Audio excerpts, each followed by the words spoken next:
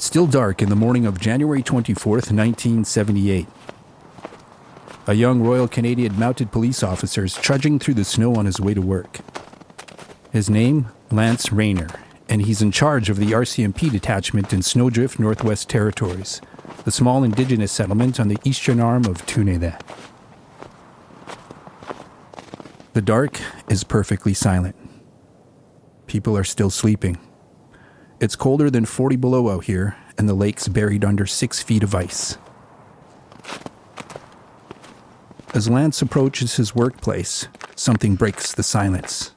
I went into our detachment to the phone literally ringing off the wall, which didn't happen up there. You usually, if somebody in the settlement needed anything, they would come up and bang on your door. He picks up, but it sounds like a joke.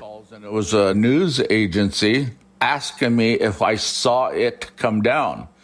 And I said, saw what come down? And, well, the satellite, it went right over top of you. And so I said, no, I'm sorry, I don't know what you're talking about. I likely hung up the first couple news agencies. And then I distinctly remember Reuters calling from Europe, I guess, asking about it. And I said, listen, you're the third call. I said, you need to tell me what you think I've seen. And they said, oh, a Russian satellite crashed in the NWT a number of hours ago and went right over your settlement. For the next few days, Lance becomes a part-time switchboard operator fielding calls from all over the world. It seems like everyone out there is trying to mine the community for any info on Cosmos 954, but life in Snowdrift looks pretty much the same. A few scientists in white suits come through, but their detectors don't find anything. They say the community's clean, and then they leave. But there's still a steady stream of planes and helicopters cutting through the otherwise placid sky, on their way to the Barrens to hunt for the satellite. The phone rings again. I received a call that we had to go in to the Thelon Game Sanctuary.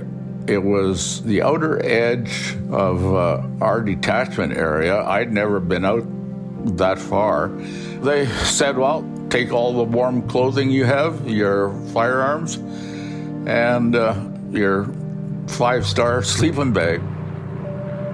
Lance packs his bags and gets on a small aircraft. The view out the window is blinding white. You can barely make out the boundary where the snow on the ground meets the blankness of the sky. I sat on a couple boxes in between the pilot and the engineer and tried to pick out land formations off a topographical map to make sure we're heading in the right direction. At last, they see a single black thread in the white sky. It's smoke from a chimney that'll lead them to a cabin out in the Barrens. This is Warden's Grove, on the edge of the Thelon Game Sanctuary, where the only piece of Cosmos has been found. I heard from the military people there that the piece was found by some Americans who are retracing the steps of an Arctic explorer back in the 20s. And they were going across the NWT. The Americans, who we met earlier, have been replaced by Canadian paratroopers, and when the aircraft lands on the tundra, Lance finds himself staring down the barrels of their guns. They come up and met us fully armed, and their mission was to sort of secure the area from Russians trying to come in and repatriate the satellite. Lance has been deployed to the site to relieve the paratroopers and guard the twisted piece of metal embedded in the river. The Soviets can't be happy that their satellite fell into enemy hands. So if they send someone across the Arctic Circle to collect it, it's up to Lance to stop them. It sounds a little crazy, but orders are orders. So Lance heads out to that pit in the river where the Americans found the satellite. Making his way through the white expanse of the Barrens to keep watch over a hunk of metal, Lance has no idea that his life is about to change forever.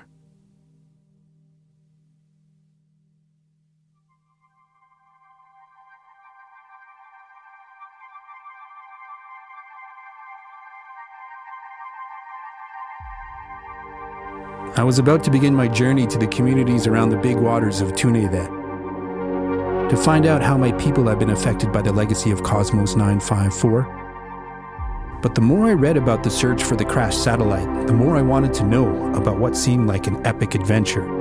Fleets of aircraft and hundreds of personnel coming up from the south to comb through the subarctic snow for something they've really only heard about. But beneath the bravado, I began to see the chaos of the early days of the search mission, when the superpowers were still scrambling to make sense of what was happening. And some of the people who got caught up in that chaos would face consequences they could have never imagined.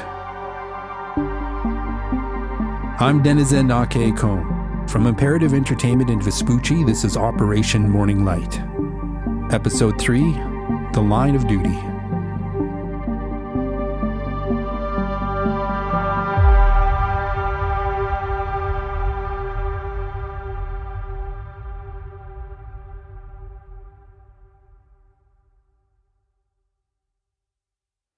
Influencer. It's a word that gets tossed around a lot these days. There is a woman who went the distance, who broke ground as the first true influencer by living a remarkable life. Her name, Elizabeth Taylor. I'm Katy Perry. This is the story of the original influencer. This is Elizabeth the First. Elizabeth the First, the podcast, wherever you listen. Influencer. It's a word that gets tossed around a lot these days. But what exactly is an influencer? Well, there is a woman who went the distance, who went beyond the dazzle, who broke ground as the first true influencer by living a remarkable life. She had power, real power, and longevity, influencing generations. Her name, Elizabeth Taylor. I know she was loud. I know she was hysterically funny. I know she swore. But Elizabeth said how painfully shy she was. She went on perfume tours, and the places were mobbed just to see her. She was starting to try and take control of her life, but then tragedy and life kind of got in the way. I'm Katy Perry, and Elizabeth Taylor has fascinated, inspired, and influenced me as an artist, woman, and an advocate.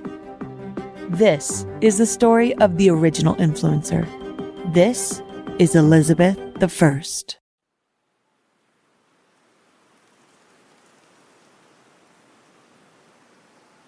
Today, the settlement of Snowdrift is known as Tlutsoke, a name in the Denesuline language that translates to the place of fish. Some Denesuline names can sound pretty blunt in translation, but sometimes things are blunt because they're true. Posted on the side of the RCMP detachment in Tlutsoke, there's a sign that says Denesuline Dene. That's our name for the Royal Canadian Mounted Police, or the RCMP, Canada's federal police force. It translates to people taking people. We gave it that name because the RCMP has overseen Canada's colonial project for almost 150 years, taking our leaders to prison and taking our kids away to residential schools, state-sanctioned Catholic schools that were designed to kill the Indian in the child.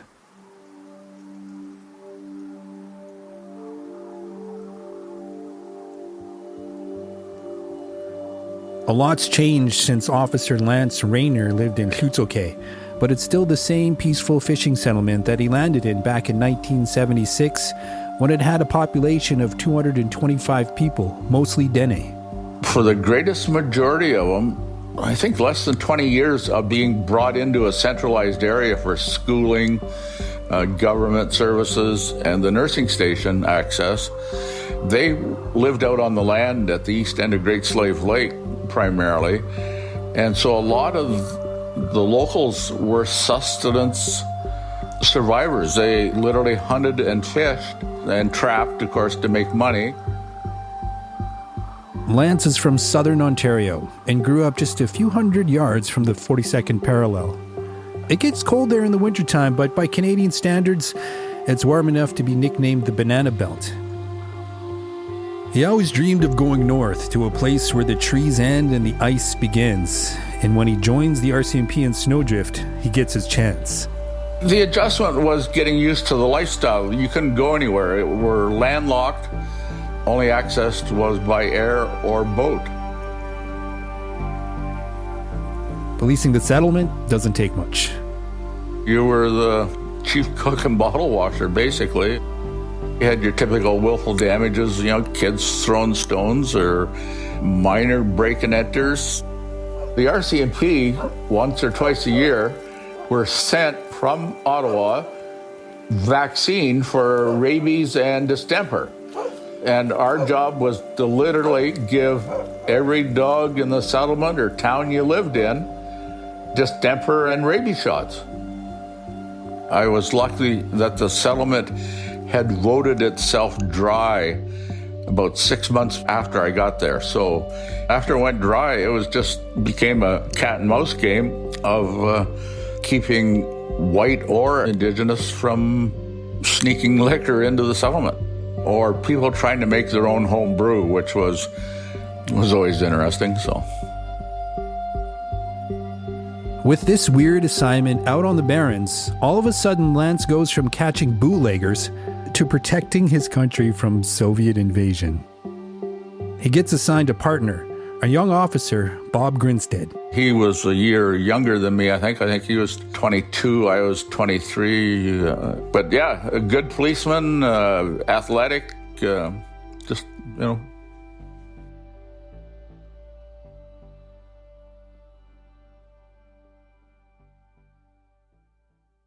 Lance and Bob are led to the river where the two Americans found a chunk of Cosmos 954. The piece of debris looked like a piece of molten aluminum. If you've ever seen aluminum melted by high heat off a fire, it's a very shiny silver gray material. This one had a couple little rods sticking out. It was irregular shape, but about close to 3 feet high. And just stuck in the snow and the ice. They're given 2 dosimeters to measure their levels of exposure to radiation.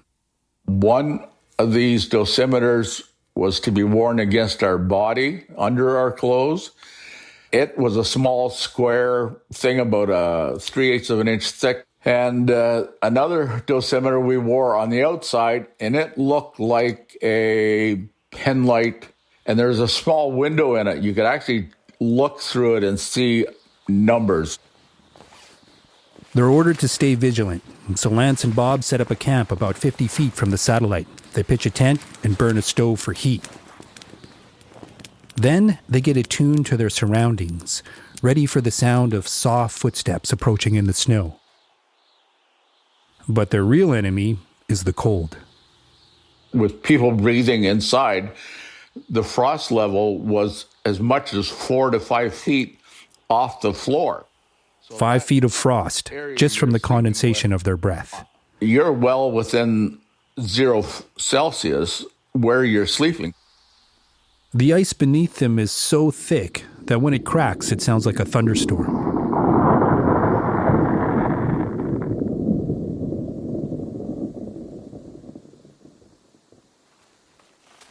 It's morning. Time to eat. Because their food comes in ration packs that have to be hydrated, Lance and Bob need to get water. So we would literally go out and shovel snow outside the tent, as long as it wasn't yellow, and use it to drink, make tea or coffee, or rehydrate our meals. The officers don't think about their dosimeters much while they're eating. And even when they do glance at the numbers, they don't know what they mean.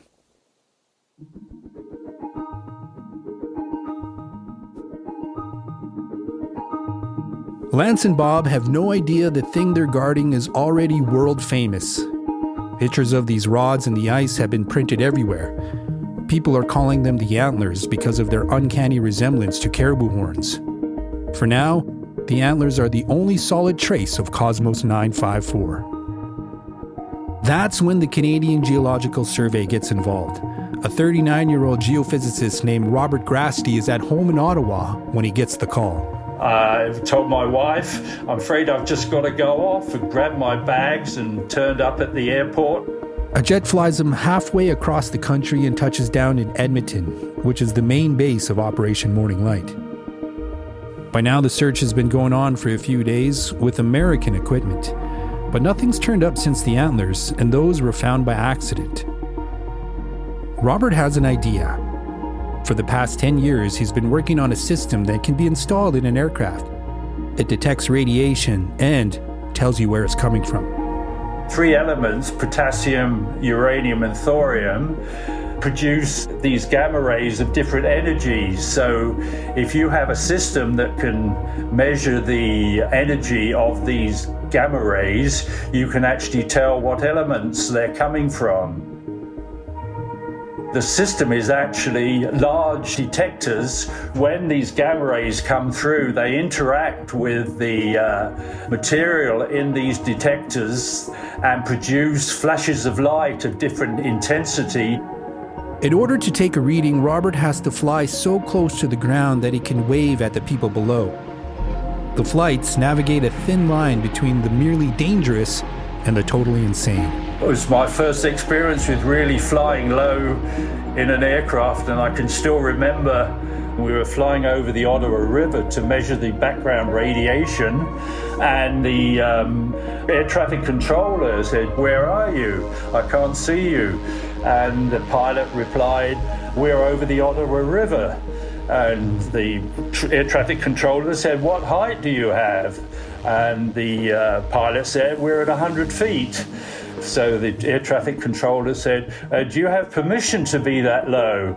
And the pilot said, "Affirmative," and switched off his mic to the control tower, but we could still hear what he was saying. And he said, "By the time they find out I don't have permission, I'll be dead anyway." The detectors record their findings on magnetic tape, which a computer then processes into a map that gives you a complete survey of any radioactive minerals underground. Once Robert's system is perfected, it'll become the gold standard. These detectors are still exactly the same ones that are used everywhere right now. I mean, more than 50 years later and it still hasn't changed.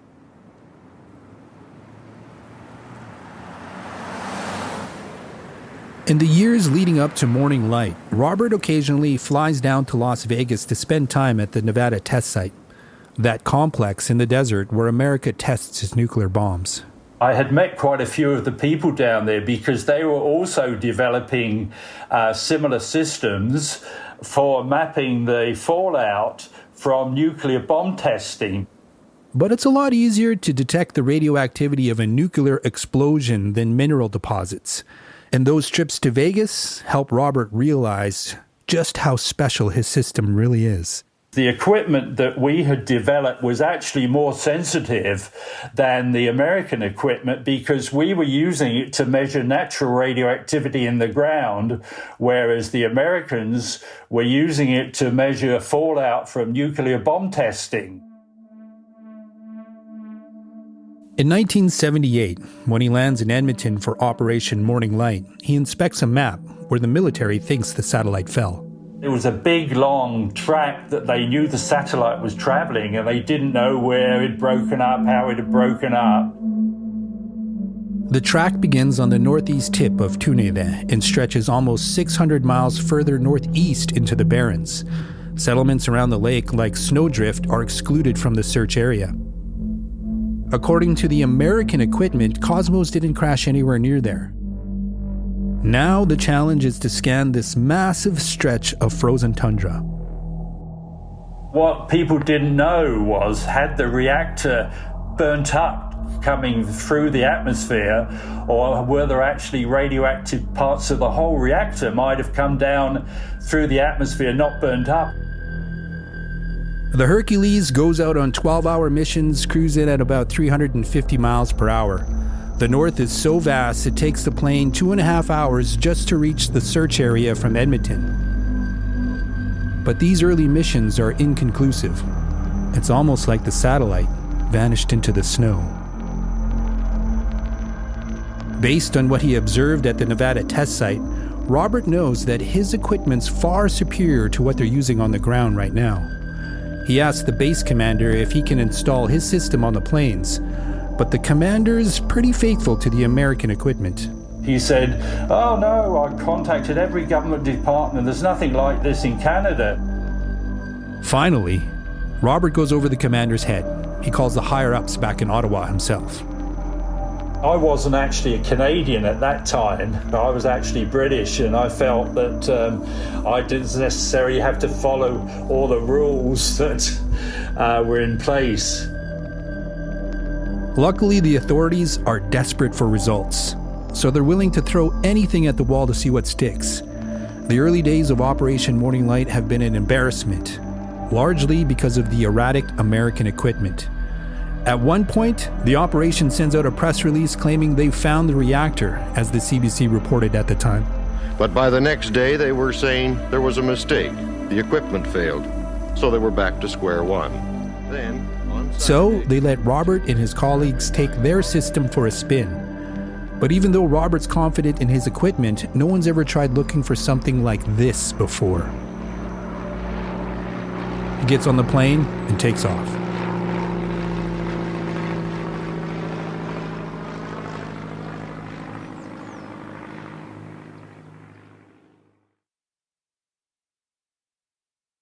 One major problem for Operation Morning Light: the North is already nuclear.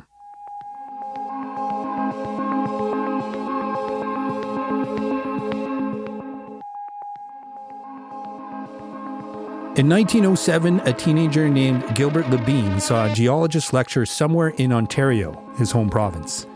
The lecture was about pitchblende.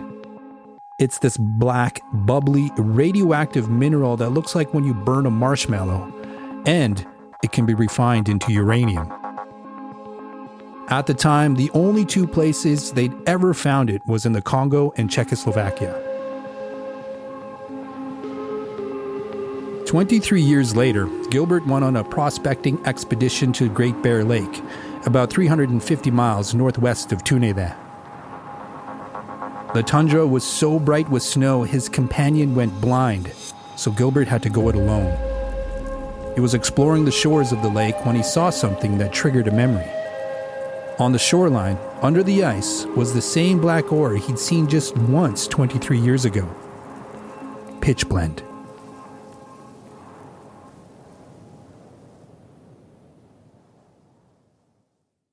Gilbert staked a claim and founded the El Dorado mine. The massive deposits of pitchblende that he discovered there launched Canada into the atomic age. Canada, chief source of uranium, is a key nation in atomic affairs. At Great Bear Lake in the Canadian Arctic, the ore is mined and shipped out to the refinery. In World War II, scientists at the Los Alamos lab in New Mexico were rushing to build the first nuclear bomb. They needed uranium, lots of it, so Gilbert secured a contract with the American military and started extracting the ore at a record pace. When the bombs were dropped on Hiroshima and Nagasaki, uranium from the Northwest Territories was at the heart of the explosions.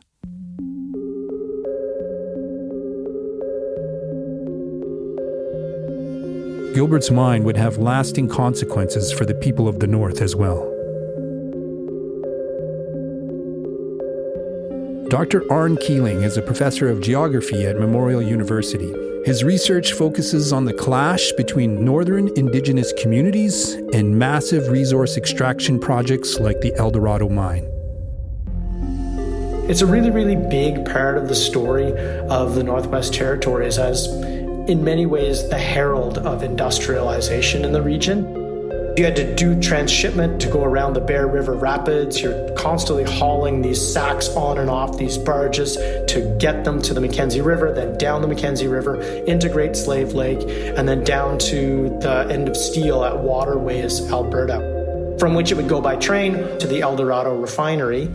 Came to be known, incidentally, as the Highway of the Atom in the fanciful imagination of the settler Canadians at the time.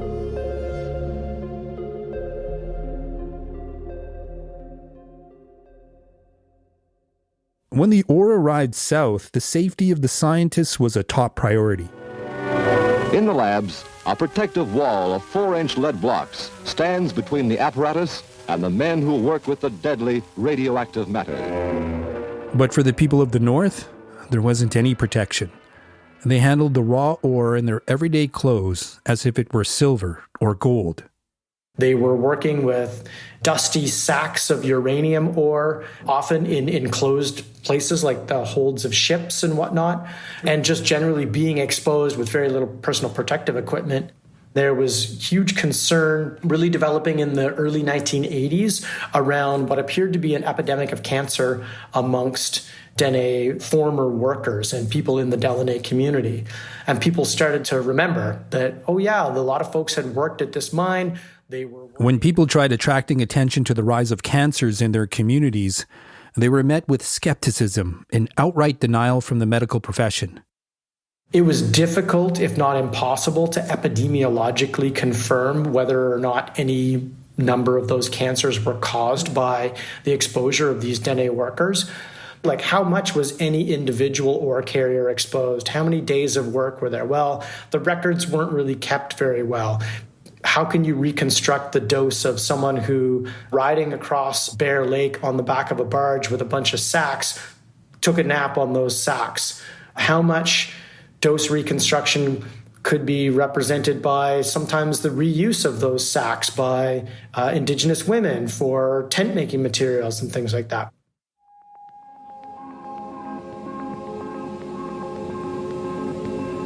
Robert Grasty and his colleagues have their system installed on the plane.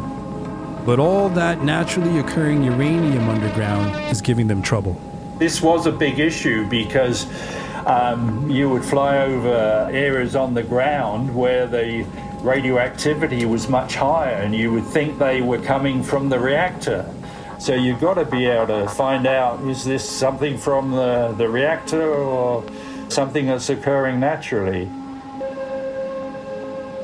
To make things even more complicated, as recently as September of 1977, China has been testing its own nuclear arsenal at Lopnor, a dried-up salt lake in the northwest part of the country.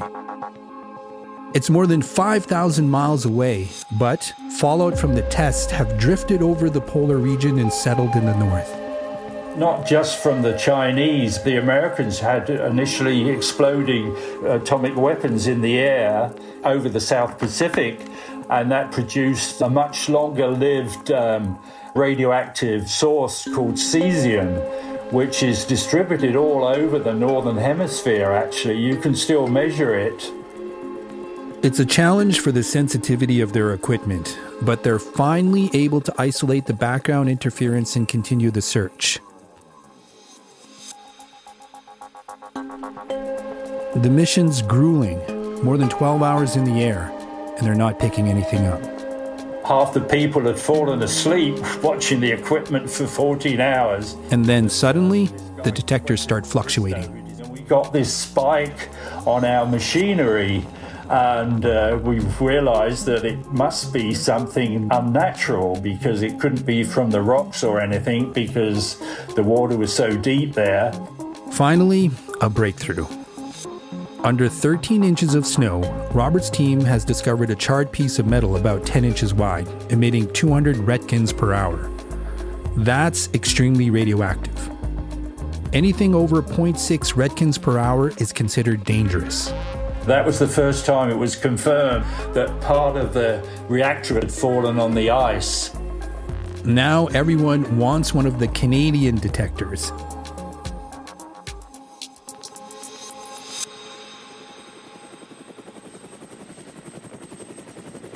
After re-equipping all the planes and helicopters, they fan out across the long arm of the crash site. That's when they realize they have a serious problem. Just days ago, when scientists scanned communities like Snowdrift with the American equipment, they could confidently pronounce them clean of all radioactivity. But Robert's detectors see things that others can't. We were flying very low over Great Slave Lake and flying like 100 feet through the islands up on the lake, and you could see on the charts flip, flip, blip, blip, blip. Every time you flew over a particle, and every few hundred meters you come across another particles. I knew there were literally millions of particles on the ice. The map of the crash site suddenly expands. It's no longer just a straight track shooting off the northeast arm of the lake. It's a huge debris field. The original search area was about 20,000 square miles. Now, the operation has to add another 42,000 square miles to the map, which makes the search area about the size of Florida. They discover more particles than they know how to deal with, so they decide to mark the areas for later investigation. If they found the piece, they would actually drop something down with a flag or something to identify it. A flag or something. The orders are to throw condoms filled with blue dye that will explode and mark the spot. It's not as easy as it sounds. A corporal tries throwing a dye-filled condom from the ramp of a helicopter, and it flies back and explodes on his face.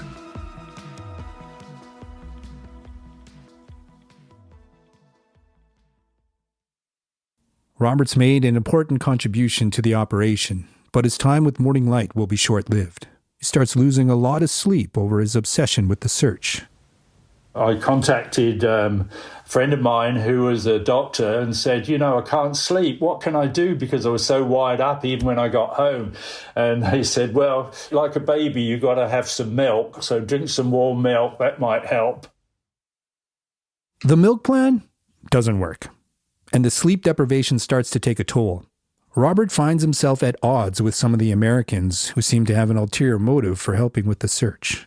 The CIA was up there. They wanted to know how the reactor was designed, and I had a few issues. And so my boss actually, after 5 days, flew up to actually eject me from Edmonton. Robert is back in Ottawa, where he's swarmed with requests from the press. Everyone wants to know what's going on with the chaotic search for Cosmos. By that time, I knew that there were literally millions of particles scattered on Great Slave, because when the reactor came down, it actually burnt up and broke up into literally millions of tiny, tiny particles, some of the size of peppercorns, some of them you couldn't really see even. I knew that these were all over the lake, and so I told publicly that there was literally millions of particles over in the north of Canada there. But the authorities have had enough embarrassment already. They try to make it sound like Robert's losing his mind. I was known as Million Particle Grasty, and that was my nickname. And they weren't very happy at all about me talking about it, although people should really know what's going on. Unfortunately, the press is for a southern audience, fascinated by the potential consequences of all these particles. The information doesn't make it north.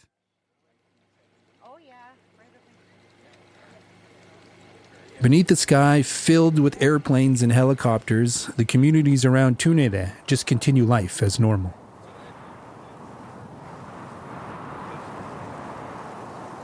Meanwhile, the RCMP officers, Lance and Bob, are still camped at Warden's Grove protecting the antlers. Altogether, they spent 5 nights in a tent just 50 feet away from the object.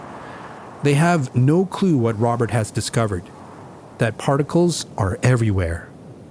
And they've been using the snow around the antlers to hydrate their provisions.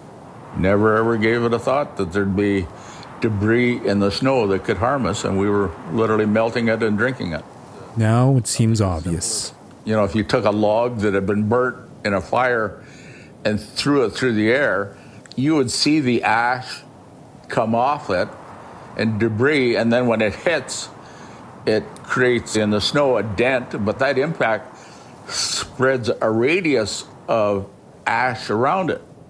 The Soviets don't invade. Lance and Bob are relieved of duty at the crash site. The dosimeters they've been wearing on their bodies are collected. But what did they say? The last time I saw those dosimeters was when we left. They were taken back from us. I wasn't physically tested at any point after that, other than having worn these dosimeters. And today I know that there are no readings from those dosimeters on my RCMP medical file, so if they exist to this day, they aren't being shared. The years pass. Lance doesn't think much about that strange adventure in the Barrens, and except for a few encounters over the years, he and Bob lose touch. And then one day in 2012, he gets a call from his old partner. He says, well, I've sort of got some bad news. I've been diagnosed with leukemia. The oncology radiologist said that it was caused by ingested radiation. But Bob didn't just call his old partner to tell him about the diagnosis. He said, I just called to see how you were, because if I drank some of this melted snow with radioactive dust in it, or particles, odds are I did as well. That's the last time they speak. A few years later, Bob passes away from leukemia. Not long after that, Lance starts noticing a loss of muscle tone in his right cheek. He sees specialist after specialist until finally someone discovers a lump along the top of his jaw. It's stage 4 cancer. A doctor breaks the bad news. The second or third question from this resident was, have you ever been exposed to high-level radiation? That's when it all comes back. Lance realizes that he and Bob had been under fire through all those nights in the Barrens. It was like somebody had taken a gun, aimed at us, and fired the rounds. Bob's bullet didn't hit him until his diagnosis of leukemia sometime in 2012. And in April of 2022 is when I'm told I have cancer. The bullet that was shot at me in 1978 hits me in April of 2022. That's my analogy for being killed in the line of duty, or dying in the line of duty, let's say. And as I was about to find out, he isn't alone. That's next time.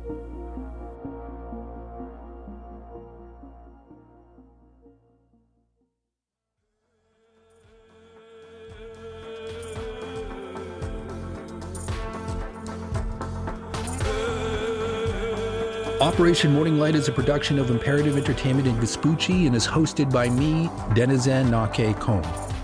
I wrote it with Michael LaPointe. For Imperative Entertainment, the executive producer is Jason Hoch. For Vespucci, the executive producers are Daniel Turcan, Johnny Galvin, and Michael LaPointe. The series producer is Aliya Pabani. The story editor is Matt Willis. Thomas Curry is the managing producer. Audio mix and sound design by Alice Boyd.